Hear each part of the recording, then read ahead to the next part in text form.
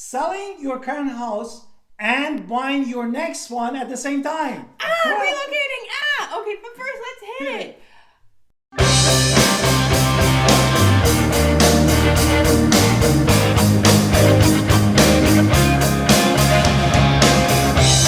Hi, this is Alan Victoria. Welcome to our channel. And if this is your first time in our channel and you wanted to know everything about Greenville, North Carolina, please subscribe on our channel. Also get notified and give us thumbs up when we put new video for you. Honestly, we get calls, texts, and emails all the time from people looking to move, shift, I love it, shifting, relocating, which is what this video is, to Greenville all the time. We love getting your calls, texts, emails, so we can really sit there and help you. So yeah, now let's hit it, no? Without further ado, we're gonna start.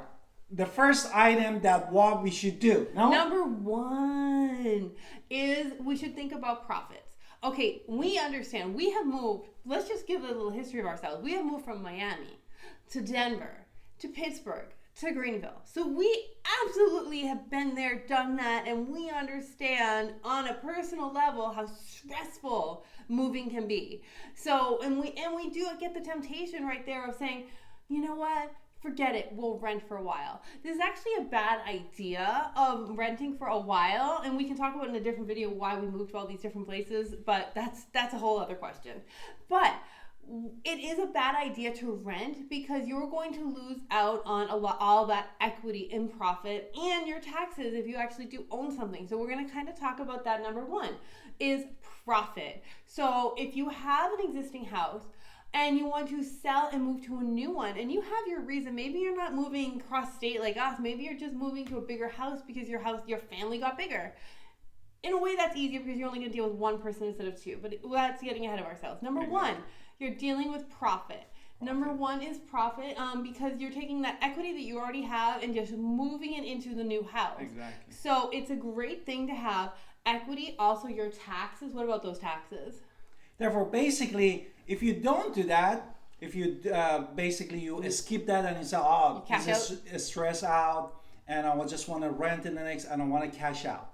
Therefore, what you end up paying, you paying more tax to the government. Right, because you're cashing it out. Because you're cashing out. But instead, if you're buying a place, you basically wash your out primary residence. You're washing all away those taxes. Those taxes that you're dealing with in not doing the renting. Right, so we know that there's going to be 30 to 45 days of stress in this move, but at the end of the day, you are going to get profit, and you're going to have equity, and you're going to be in your new home either way, and it's just yours and yours forever. So it's an amazing thing to be in your new home after all the stress, and you can just celebrate and relax and just be calm. And also imagine that if you sell your first home and you wanted to buy the next one, basically you have a larger down payment that you can put toward your next home. We're going to talk about that in number two, all the different ways you can. So there are number two. Which brings us to the number two. Which is, what is the basic concept?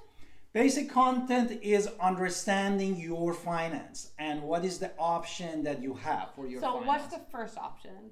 Well, the first option that we wanted to talk is HELOC. No? HELOC, right? What is the home equity line of credit? Line of the credit, exactly. What it means okay, so say I have, let's just hypothetically say I have $100,000 of equity sitting in my first house and I want to move to a new city, new town, whatever. So I'm going to then take a loan out from my first house and use that as a down payment for the second house.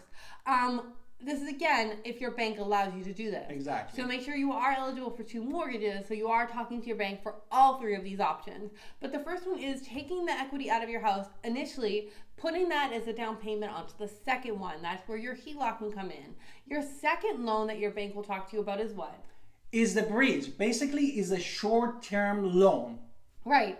So the bank might offer you a short-term loan, 3 to 6 months, depending on the bank, typically 3, sometimes 6, where you're going to take this money and they know that you're taking this money, this full amount, to buy this new home. Exactly. But it's based on the mortgage of the first home and you have to sell it within a certain amount of time. So there is some stress doing it that way, a bridge loan. Why might this be easier? Because it is a seller's market. And yes, it's going to sell, but the seller might not do number 3, which is our third option, which is what? The third one is contingency. Basically, sometimes your lender or the bank that you're working with, they don't allow you to do the bridge loan or HELOC, and that is the other option that you have, which is contingency. Right. So a contingency is where your realtor comes involved, and you should definitely have a realtor, especially if you're moving out of state. We've hired realtors without being realtors in one state because you can't do it. Like, you have to have somebody on the boots on the ground helping you out with certain things. So number 3 is the contingency. This is when you're going to have you want to talk? I'm gonna cough for a second here. Sorry. Therefore, basically, your realtor put in the contract that the buying of your next home is contingent upon selling your current home. Right. So this is an offer. If the house has been on the market for more than, I would say, 4 or 5 days, maybe it's more likely that they will take it, because in this market, just houses sell so fast. So anyway, just as something as an idea to think about. Your realtor can put into the offer the contingency to where it is required in order to sell. And what's great about contingencies is you are buying your home and selling your home the exact same day, pretty much with lawyers. And so you're getting handed the keys to the kingdom, keys to the new house, while giving away the keys to the old house within hours of each other. We have done this. It's a little stressful that day. We had to hang out 4 hours in Target the last time, but it was just 4 hours what we were getting for our keys, and we were buying pillows at the time. So it's all okay. That is a way you can buy and sell your home. Now let's go into pros and cons. Pros and cons. Yes. Thank you. Therefore, buying, what is the pros and cons of the buying before selling? Okay, so if you buy before selling, it means that you now have more, you can focus on the shopping. Let's be honest, you can focus on your shopping. You can focus on the neighborhoods you want to be in, the schools you want, the medical district that you want to be in, the golf course you want to be in. Whatever it is that you want in that home, you can focus on that buying and then focus on the selling. So it is nice. You do have an attention span of being able to focus first on where you're going and then have an end goal in mind, which is always a nice. So you're not as rushed. Therefore, the advantage is basically you have a home for the next place if you're going to another estate. Therefore, this is the advantage. But let's talk about the cons, no? Yes. The cons is you might pay 2 mortgages at the same time. That also your bank might not be agree with that. Right. So there is the possibility you are paying 2 mortgages at the same time, and your bank might just say these people can qualify for that. And then we have to go back to the contingency way. Yeah. Another one is what? Selling your house before buying, no? Right. So this means that you're now going to have the question of where are you going to live. So this is the biggest con with this one, is where are you going to live? Because you're in your house, you sold your house, you have a closing date in mind. Let's just say you're closing February 1st, just because it's an easy date to say. So now, and then you're shopping for a new home, but say the home you want isn't available till February 15th. Exactly. So you have 2 weeks of where are you living questions. That is the biggest con with this one. So, but you don't pay any mortgage, 2 mortgages at the same time, you know? And this is, again, if your bank requires you to do that. So you can, again, with the contingency, buy and sell at the same time. It's just a little harder in January 2022. When you're watching this in June, that might not be the case because it wasn't always the case last year. So it just depends on the move. And if the house you're looking at has been on the market for a couple days, it's probably easier and more likely. But that's just how it is right now, but everything is different all the time. Okay, what we should talk about number 3 in our list? Yes, number 3. Therefore, the number 3 is really most of your time should have spent on your selling current home, not Absolutely. The purchasing. Because selling your home at top value means that you now have to scrub, clean, get have it fixed. Prepare your house for selling. You have to list it. For my wife, basically, are walking you through that. We put in another video too. Yeah. That you need an agent for that to basically do everything for you. Put that stress out of your shoulder because you are trying to buy another one. Therefore, you need to list it professionally. No, staging your house, clean your house with your staging that you wanted to do. Fix the repairs. Fix and repair.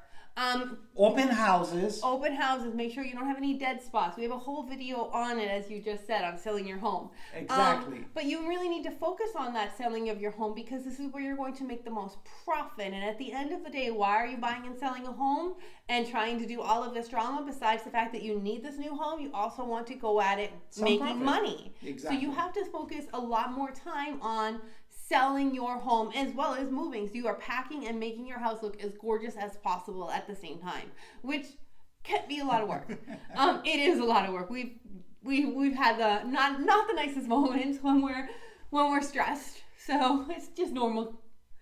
Number 4, I think. Number 4, basically, which is very important, understanding the criteria, that wants and need that you know about your next home. Right. That so my wife is going to talk about it. Buying. Yay, number buying. But you have to be super clear with your realtor what it is you want, because if you are focusing all your time on selling, you have to be able to rely on that person that's helping you buy. So you have to be clear with your wants and desires. You have to say, I need this to be at this space. You have to be in communication with your buyer's agent in order to make sure that you are getting exactly what you want. And that way you can focus your attention back on that selling, which is number 3. So the clearer you are with what you want, the neighborhood, the amenities, what it is that you want, then the features of the home, then or if you have kids and you're really thinking about education of your kids, you should make sure the school zone that you want for your kids is the one that you want it. Right. So these are all important things to consider. Are we done with the buying? Well, also we wanted to make sure to understand that right now in January 2022, we are in the seller's market. What it means? Well, it means that sellers are less likely to take you for lots of things. So, they don't want contingencies if possible, but that doesn't mean nothing else is going to happen in the future. So we've done it with contingencies. You can too. It's just more stressful.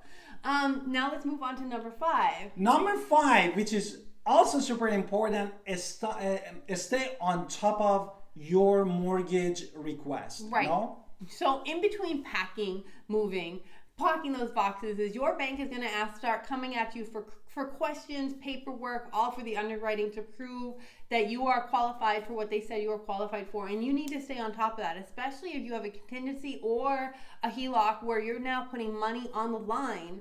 So now you have to say, okay, they want this tax return. I have to stop everything what I'm doing, get them that tax return right now. Yes. And then go back to what it is you are doing. So you need to stay on top of all your paperwork. So don't get afraid of the paperwork. It's gonna be fine, and you're gonna have 30 days of stress, as we said at the beginning. But this stress is equal to profit. Yes. You just need to take a time to go through the process, but it has a good outcome at the end. Absolutely, and you're sitting in your new home stress-free after your 30 to 45 days of a lot of work. It's ultimately better than sitting in an apartment for 3 to 6 months where you're paying premium for an apartment you don't even like.